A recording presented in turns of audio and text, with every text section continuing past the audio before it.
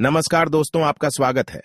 दोस्तों, आप सभी ये बात तो जरूर जानते होंगे कि हमारे जीवन पर हमारे आसपास के वातावरण का प्रभाव निश्चित ही पड़ता है। हमारे आसपास मौजूद पशु पक्षी हमारे साथी होते हैं, उनके साथ हमारा एक रिश्ता होता है। आपके मन में भी आपके घर के पास आने वाले पशु पक्षियों के लिए दया का भाव जरूर निर्माण होता होगा और आप उन्हें भोजन भी जरूर देते होंगे। पशु पक्षियों के अंदर अद्भुत और विलक्षण शक्ति होती है। पशु पक्षी उस ऊर्जा को भी महसूस कर सकते हैं जिन्हें एक साधारण मनुष्य महसूस नहीं कर सकता। वातावरण में फैली हुई ऊर्जा की किरणों को पशु पक्षी महसूस करते हैं। यदि सकारात्मक ऊर्जा हो तो पशु पक्षी उस स्थान पर खींचे चले आते हैं और यदि नकारात्मक ऊर्जा हो तो उस स्थान से दूर भागने लगते हैं। इसीलिए अगर आपके घर पर ये पशु पक्षी आते हैं तो आपके घर में एक प्रकार की सकारात्मक ऊर्जा है। उसी ऊर्जा का पीछा करते हुए पक्षी बार बार आपके घर पर आते हैं। लेकिन कुछ पक्षी ऐसे भी होते हैं जो नकारात्मक ऊर्जा का पीछा करते हैं। इसीलिए अगर ऐसे पक्षी आपके घर पर आते हैं तो आपके घर में लगातार नकारात्मक ऊर्जा उत्सर्जित हो रही है और आपको सावधान रहना चाहिए। दोस्तों, प्राचीन काल से ही पशु पक्षियों को शुभ और अशुभ संकेत के तौर पर देखा जाता है। विविध तांत्रिक क्रियाओं में भी पशु पक्षियों का इस्तेमाल किया जाता है। प्राचीन पक्षी शास्त्र के अनुसार अगर कुछ शुभ पक्षी आपके घर पर आते हैं तो आपके जीवन में अच्छा समय आने का संकेत होता है। आपके घर में सकारात्मक शक्तियों का वास है और आपको कार्यों में सफलता मिलेगी। इसीलिए पक्षियों के द्वारा मिलने वाले संकेतों को अवश्य समझ लेना चाहिए, उन पर ध्यान देना चाहिए। आज हम आपको कुछ ऐसे ही विशिष्ट पक्षियों के बारे में बताने जा रहे हैं जिनका घर पर आना शुभ होता है। वह कुछ पक्षी ऐसे भी है जो घर पर आते हैं तो ये किसी अशुभ घड़ी के आने का संकेत होता है। ऐसे समय में व्यक्ति को सतर्क हो जाना चाहिए। तो चलिए जान लेते हैं घर पर कौन से पक्षी आना शुभ होता है और कौन से पक्षी आना अशुभ। तो दोस्तों, सबसे पहले बात कर लेते हैं कबूतर के बारे में।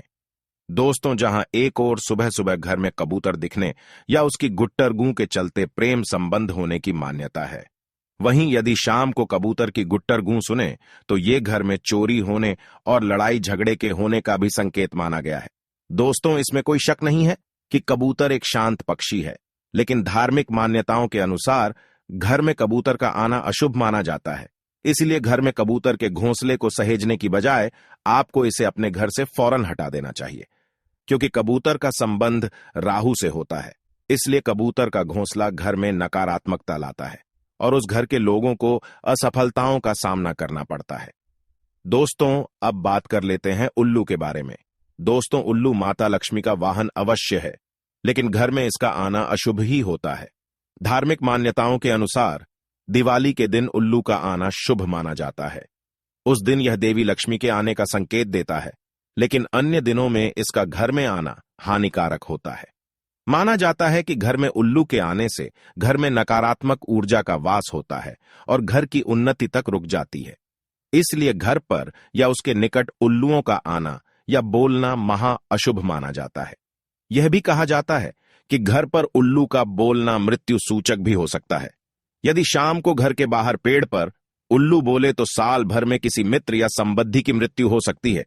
दोस्तों, अब बात कर लेते हैं गिद्ध के बारे में। दोस्तों, आप जानते होंगे कि गिद्ध मृत जीवों को खाता है, इसलिए हिंदू धर्म में इसे अशुभ पक्षी माना जाता है। इसके साथ ही गिद्ध का घर में आना भी शुभ नहीं माना जाता है। जिस घर में इनका वास हो जाता है उस घर का कभी विकास नहीं हो पाता। उस घर के सदस्यों के बीच लड़ाई झगड़ा भी हमेशा बना रहता है। घर से सकारात्मक ऊर्जा हमेशा के लिए खत्म हो जाती है और धन की हानि भी होने लगती है। इसीलिए धार्मिक मान्यताओं में कहा गया है, यदि आपके घर कभी गिद्ध आ जाए तो उसे भगाकर घर में शांति पाठ अवश्य करना चाहिए। दोस्तों, अब बात कर लेते हैं कौए के बारे में। कहा जाता है कौआ एक ऐसा पक्षी है जिसे होने वाली घटना के बारे में पता चल जाता है। इसीलिए आज हम आपको बताएंगे कौए से जुड़े कुछ ऐसे संकेतों के बारे में जिन्हें आपको कभी नजरअंदाज नहीं करना चाहिए। तो दोस्तों, आपको बता दे कि अगर कौआ किसी व्यक्ति के सर पर बैठ जाता है तो इसका मतलब होता है कि उस व्यक्ति का मान सम्मान खोने वाला है या फिर उसके घर में पैसों की कमी होने वाली है। आपको बता दे, यदि अचानक बहुत सारे कौए आपके घर में आकर शोर मचाने लगे तो यह संकेत अच्छा नहीं माना जाता है। कहा जाता है कि यह उस घर के मालिक के लिए खतरे का संकेत हो सकता है। दोस्तों, अब बात कर लेते हैं चमगादड़ के बारे में। आपको पता होगा चमगादड़ दिन में नहीं देख सकता है, इसलिए इसे रात का पक्षी कहा जाता है।